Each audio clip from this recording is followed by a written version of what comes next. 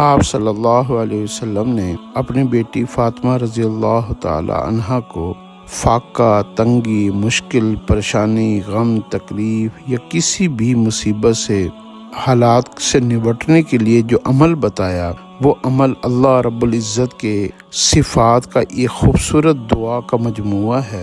آپ اس عمل کو اپنی زندگی کا حصہ بنائیں۔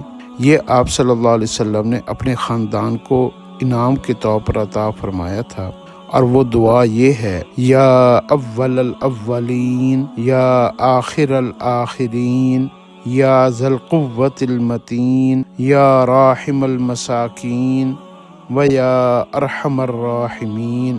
اس دعا کو کم از کم آپ 3 مرتبہ، 7 مرتبہ، 11 مرتبہ، 21 مرتبہ، 100 مرتبہ پڑھا کریں۔ آپ کو اللہ رب العزت سے بن مانگے وہ انعامات ملیں گے کہ آپ حیران ہو جائیں گے۔ یہ اللہ کے خزانوں کو بغیر حق کے کھولنے والے ہیں، اور یہ کلمات سے اللہ رب العزت کی رحمت انسان کے اوپر بھاری ہو جاتی ہے، اور انسان اللہ کی انعامات سے فائدہ اٹھاتا ہے۔ یا اول الاولین و یا آخر الآخرین و یا ذا القوة المتین و یا راحم المساکین و یا ارحم الراحمین۔